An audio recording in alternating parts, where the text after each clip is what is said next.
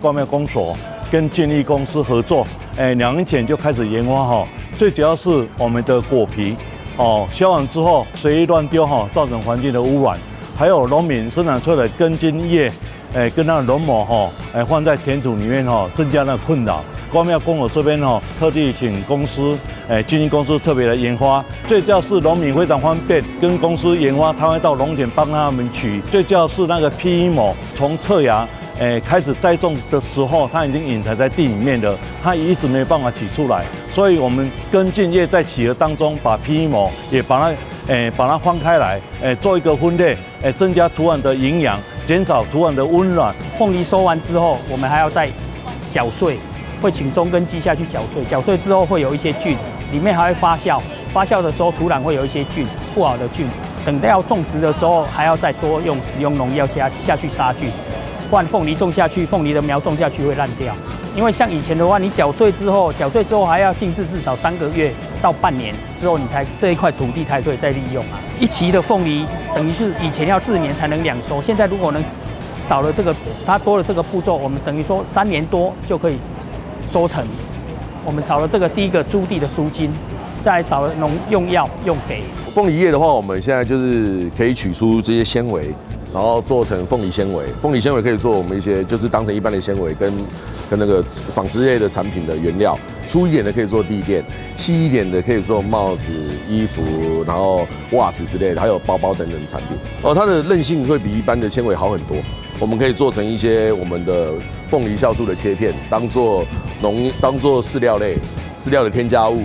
其他的像这些那个酵素经过切片以后，经过粉碎以后，我们可以做成猫砂。掌握市政3分钟，台南进步向前冲。众所周知，凤梨是台南很重要的，也是品质非常好的这个果品。可是所留下来的农业废弃物，包括凤梨的叶、凤梨的茎、根，以及相关在田间的农膜，这些其实坦白讲都很困扰的农民以及环保单位。如果说把根茎叶打碎进入到田里面，要隔很久才能够分解，少则办180天，多则上1年也不一定。所以说，为了增加农民的农地的凤梨田的生产力，减少这个资源的弃置浪费及减少农药的使用，我们特别跟厂商合作，来这个引进最新的技术，能够把凤梨的叶子可以做成纤维，凤梨的根茎可以做成饲料，以及这个酵素的萃取。至于这个凤梨的叶子可以做出来的纤维就可以做成衣服，做成地垫，做成背心，做成非常多，这是非常好的麻类的纤维。因此呢，我想说这是一个非常成功的，而且能够减少农业废弃物，增加循环经济，而且可以让农民的收益增加，对环境更友善。双赢甚至是3赢的政策，我们还会持续推广，也希望将来配合我们的这个凤梨生产，那能够让更多的农民受惠，也能够让我们地球永续贡献出新力。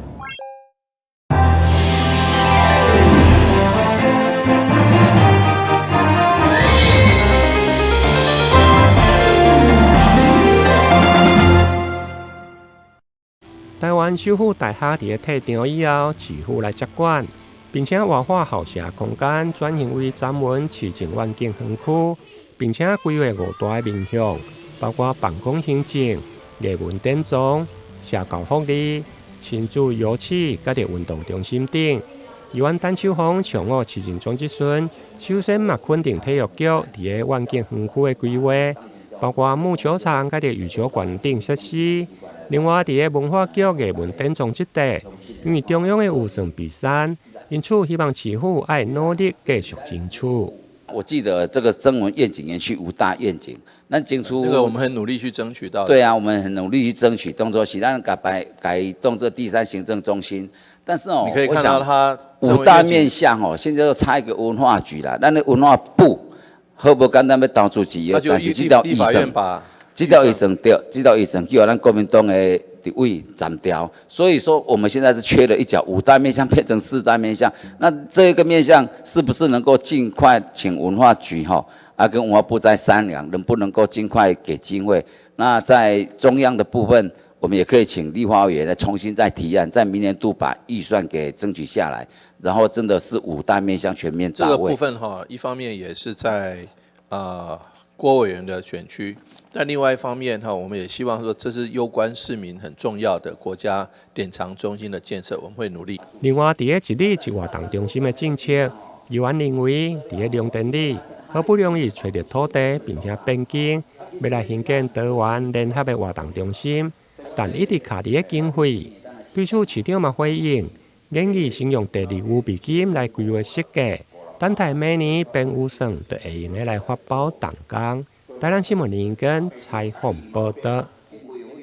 本身是南关县出身的议员陈黄宇，上午的市政总质询，首先依照一支立委影响力新闻报道的影片，探讨两家地区人口流失的原因，而且依照总年人口的抚养比。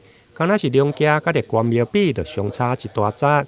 因此，议员建议应该趁着交通甲个地方的开发来做起。消失的还辖，没落的采竹之乡。那你的整个最进步的县市来看的话，你第一支箭是以城乡的差距。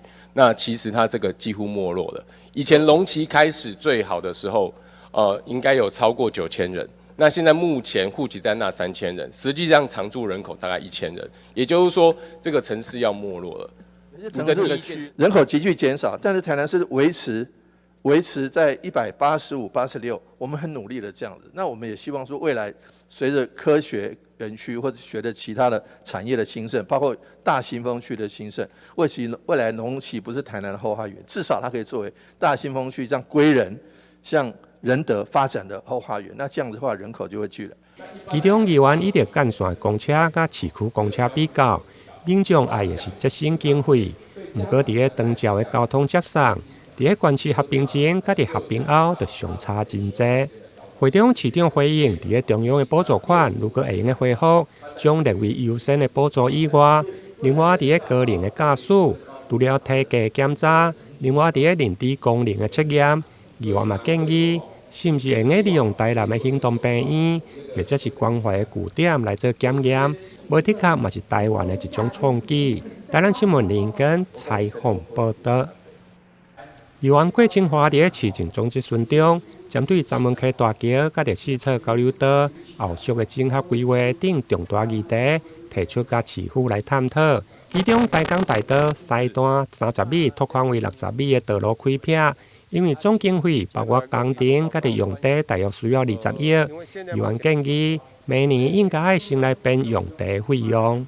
这个是分化路会回馈金啦回馈地方的建设啦咱今年规划费用已经这个编列，今仔已经咧规划啊。今仔咧本色啦今仔咧规划啊。今仔咧规划啊。本色是希望讲，伫今年的年底啦，咱来编列预算啦。是，多谢郭议员，你只要关心这条嘛，确实是对着咱要兴建这个更新路这样一个地方的要求。所以呢，咱即马要来开票，今年已经编几个会啊，刷来每年咱就开始，今年年底就恁审预算的时候就审袂到啊。就每年的这个。包括用地费用，但是因为咱像你嘛知影，咱的财政即马无遐好，所以呢，咱就要分期来编。但是要编的时候一定要甲地主讲好，譬如讲，我甲你征收这征收100万，但是我分5年、分3年，来甲你付钱，大家同意，才会使。所以咱毋免烦恼讲，即马煞来无一边编足地价起价，拢因为价钱拢讲好。另外，有关天马电台自从拆迁以来，到现在已经限制13档。议员呼吁市府袂用个再拖，应该参考平实营区、南台南副都心、甲着永康炮校等开发案，尽速提出具体方案，落实地方建设的转型。台南新闻林跟采访报道。议员沈振东市政总质询，除了肯定市府伫个道路、甲着主题公园的兴建，表示肯定。其中北区的部分都有10座的特色公园，但议员认为好，还佫更较好。其中位伫个承德里的阳光公园，因为周边还佫有停车塔，甲着活动中心的兴建。因为停车塔的部分一拖再拖，议员希望到时会用个甲活动中心同齐来启用。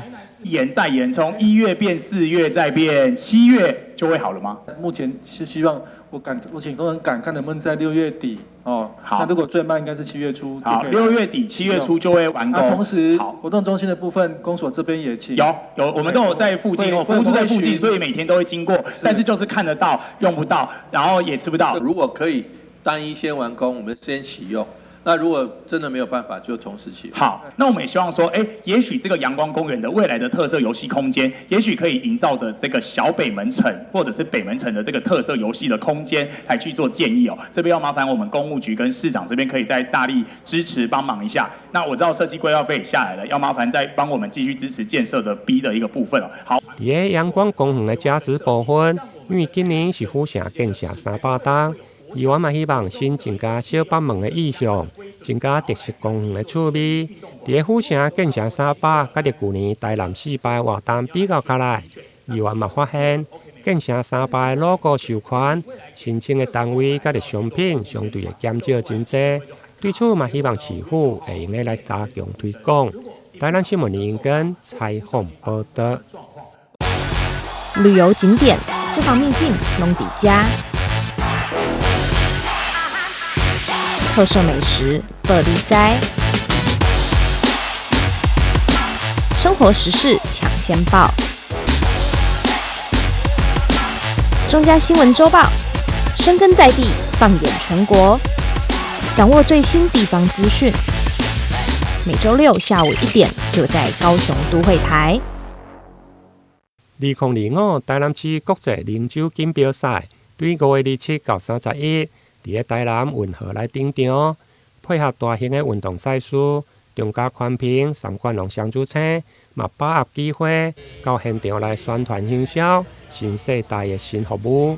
趁着这几日龙舟比赛的活动呢，也在现场这边呢推出一些优惠的方案，嘉惠我们的用户这样子。那新世代的话，推出了一个新的选择，那多了一项新的服务。那我们这个服务呢，是透过这个3bus的剧院串流盒呢，它是全台唯一搭载 B&O 的这个音讯设计，那它可以搭配指定的速率呢，免费来使用。那目前的话，可以搭配到最快的速率是1G。那这个3bus呢，你可以透过它去观看这个 Navy 呢，Friday Catch Play 然后 YouTube 这些影音的串流频道。那也可以就是跟你的家庭剧院呢融入在一起，然后有一个全新的体验。那目前这个活动呢，在我们现场这边呢，我们都有服务人员这边呢，随时可以提供用户呢来询问咨询。这项家庭剧院的音响甲着影音串流的阿爸，不但会用来观看串流的影音，而且嘛用来搭配 WiFi 的全互通，或者是大型的家电顶，吸引未少的民众来询问。你如果使用量不大，或者是你枚数办高一点点，其实不会太有问题。对。这个是单网路的价格因为如果你们刚才有说你们有第4台，所以大概可以再便宜个100-200。会便宜100-200块钱，比这个再便宜100-200，因为跟第4台合在一起。我是问看华龙洲是对台啦，对电视台啦，厝我若想要用 WiFi 啦，升级啦，今仔是过来问看卖啦。谢谢，很好，这个活动很好啊。目前这台剧院串流的阿爸，只要搭配1G 的光纤上网，无论是标网或者是娱乐，拢相当会好。而且如果本身阁是有线电视的收视好，还阁有特别的优惠。台南新闻林跟采访报道。3/2哈。打开蜂箱，原本满满的蜂巢只剩下一半，实际拿起来看，蜜蜂数量只有几千只，和过去采收时蜂箱有上万只的蜜蜂，数量差距很大。在我这10-20年来，还没有经过说蜜蜂消失的这么快，消失的这么惨。因为在那个去年，天气还没有很冷的时候，都是满箱啊，整箱都是满的。到天气冷的话，它蛋还是继续生，但是蜜蜂就是一直被冷死。有一点，只有角落。整片的蜂巢上只有边角已经有蜂蜡，蜂蜜产量不多，主要是去年冬天北部遇上寒害。加上今年春天开花期比较晚，以往北部地区在端午节前就要采收完蜂蜜，今年连一次都还没有采收。以前都是端午节前我们就把蜜全部采光了。那时候有再进来的蜜，就是留下来给它吃的，就不能再采它了。因为接下去的话，蜜源越来越少，所以要给蜜蜂吃。但是差不多这10几年来以前有遇过一次的话是比较慢，但是没有像这次这么全熟。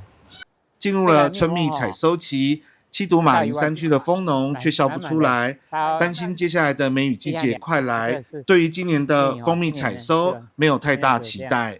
要看花如果是持续开的话，慢的话有开很多的话采蜜是不会减很少，但是蜜蜂的量现在一半就是采蜜就只有剩下一半而已。鸠马林地区10年来头一次遇到端午节前没有蜂蜜可采，只能说气候变迁之下，蜂农心态也跟着调整，今年的蜂蜜产量势必会大减。记者黄绍明基隆报道。下周就是端午节，板桥区公所近日特别举办2025板桥庆端午一起包粽送爱心活动。区长陈其正也特别邀请2025世壮运链球冠军和歌山市井上直树议员与126位里长及300位志工，在端午节前共同体验台湾的包粽文化。这次包粽活动也安排举办包粽王趣味竞赛，共分为女子组、男子组与里长组，一起来超级比一比，谁包的时间最快，粽型最美。期望透过端午节家人朋友欢聚的时刻，不但可以包粽做爱心，也可以让民间关心性别平等的议题。板桥区长陈其正表示，非常欢迎和歌山市井上直树议员一起来体验台湾的端午节文化，希望让他有个难忘的台湾之旅。那我们知道这1年1度的这个端午佳节即将来到那我们板桥区公所特别在端午佳节前夕邀请我们在地的立委议员还有我们所有的里长一起来举行这个包粽的一个活动。那此外等一下还会有一个神秘嘉宾从日本和歌山来的一个井上直树议员他这次来参加我们2025的世壮运比赛，那也荣获的链球的冠军那等一下也要跟大家一起体验我们台湾的包粽活动。和歌山市议员井上直树也感谢区长的邀请，指出活动所有的一切对他来说都是第一次体验，非常新奇。拿到包粽王第1名的荣耀，甚至比他拿到世壮运链球金牌还要开心。嬉しいです。因为他刚在世壮运拿到那个铁饼的冠军，所以他今天在这边包粽子又拿到冠军，他比拿到铁饼冠军还要高兴。初めてですので、板橋区の市民の皆さんがここに集まってこれだけ皆さんと楽しくやってることはすごい素晴らしいことで、それは陳区長の人望でもありますので、そこに参加できたことは本当に光栄であり楽しく過ごさせていただきました。他说，因为这包粽子的经验对他来讲是第一次，然后这是板桥区公所的里民，然后还有市民，大家聚集在这边，然后因为陈区长的关系举办这个活动，他是陈区长邀请来的，所以他非常的开心，而且很兴奋，因为是第一次的体验。板桥区公所表示，板桥区从101年起连续14年举办爱心粽慈善公益活动，每颗爱心粽都蕴藏着社会的爱心，借由公所搭起的慈善公益的桥梁，整合民间资源，照顾弱势族群，期盼让社会多一份正向能量，共创一个让市民安心的宜居城市。记者肖世宏新北采访报道。那么他有协力的外表，也有一个强壮的身躯啊。健美参赛者穿上比基尼，在红毯上走秀，随着音乐舞动身体，展现强健体态。一边来帮助他人，晚上呢也帮助身体。健美走秀，每位选手展现自信。其中这一位女选手郭心瑜，白天是一位护理师。从5年前开始参加健美健身，就乐在其中。瘦你要精实，所以就是这个观念很重要的是，如果只是肌肉很少、脂肪很少，那它可能会瘦得不健康。但是如果你是肌肉跟脂肪是匀称的状态下，你会有打造很好的比例，而且身心都会是健康的。对，所以其实我觉得健身很重要一块是，就是我们在30岁之后肌肉会下降。但是就是你借由健身，然后去打造肌肉，你会创造出更好的体态跟身体状况。20多位参赛者在国门广场展现肌肉的线条，让不少民众驻足围观。主办单位护国长王庙希望透过走秀呼吁年轻人用健身运动来释放活动，就是推广反毒跟最近很夯的反诈骗。那我们发现，其实诈骗在台湾是越来越严重，所以我们希望借我们的一些能力，希望办一场这样子的健身活动，鼓励我们年轻人，甚至我们看到很多长辈出来运动，然后健康的运动，然后一起来推广反诈骗，让更多民众看到我们的活动，能够跟我们一起把诈骗推掉。身为是一名选手，然后看到这一次有比较好玩的比赛，想说身为基隆人就来参加。然后它的舞台很别于一般的正规比赛，它是在港边，所以我觉得很贴近民情的感觉。对，所以身为基隆人就一定要来。觉得就是要坚持不放弃，就是不要是在中途就放弃，因为其实这段过程是的确很艰辛的。那但是就是自己坚持下去，不用说要很厉害才要就开始，但是你要试着先开始，才能慢慢越来越好这样。基隆首次在港边举办健美走秀，还特别邀请到台湾健美运动的始祖，也就是人称的大象教练尤瑞荣担任比赛评审。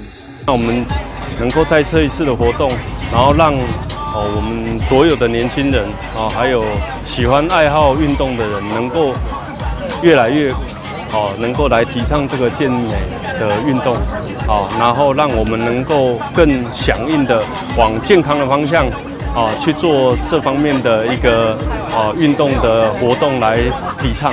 除了宣导健美运动之外，护国城隍庙也结合了剧毒反诈骗宣导，希望透过这次活动带动民众喜欢运动、习惯运动的风气。记者黄少明基隆报道。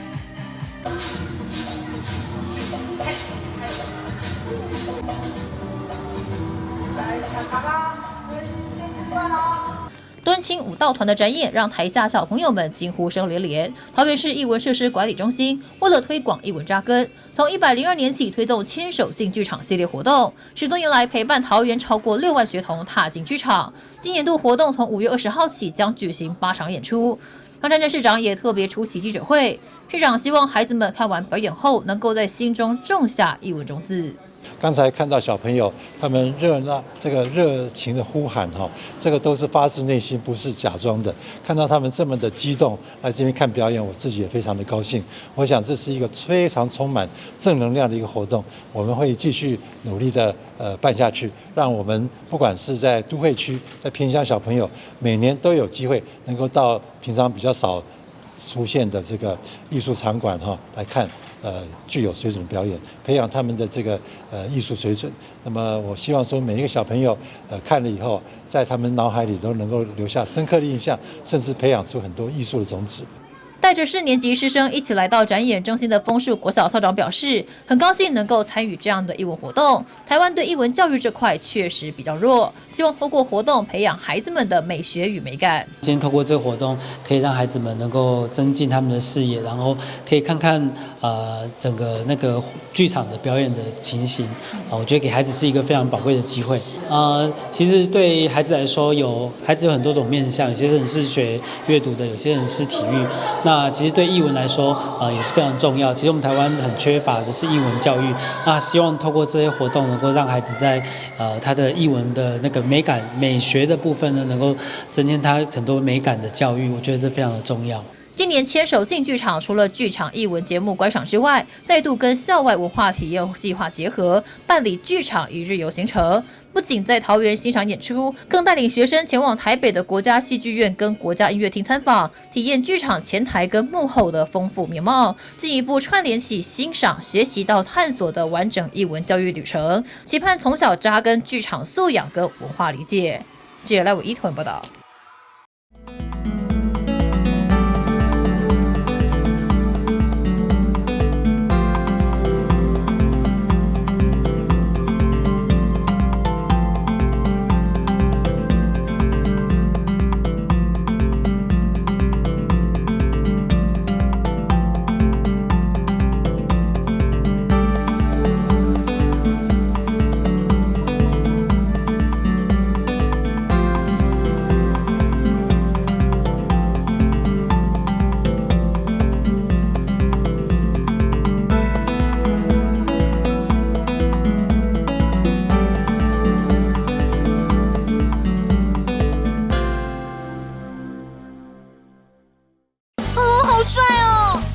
新车酷吧？你好像忘了些事哦。哦，你不知道吗？微型电动2轮车要悬挂牌照、投保强制险，还要你满14岁，戴安全帽才能上路哦。什么啊？有这么多规定哦？没错，微型电动2轮车需经审验合格、领用及悬挂牌照，并投保强制险才能上路。而且要遵守慢车交通安全规则，不超速、不双载、不酒驾、不擅自改装，违反者将处最高5400元罚款哦。这么严重啊？还不赶快去办理？我马上去。微型电动2轮车挂牌投保，满14岁缺一不可。内政部警政署提醒您。投资型诈骗，你是否曾经在社群网站上看过一些关于轻松赚大钱的广告？事实上，这类型的诈骗手法往往以快速致富作为卖点，吸引被害人上当，并以不真实的小额获利，逐渐降低被害人警戒心，引诱被害人开始大量投资。等到被害人真的大量投资之后，随即捐款而逃。千万别上当啊！轻松致富多陷阱，脚踏实地最实在。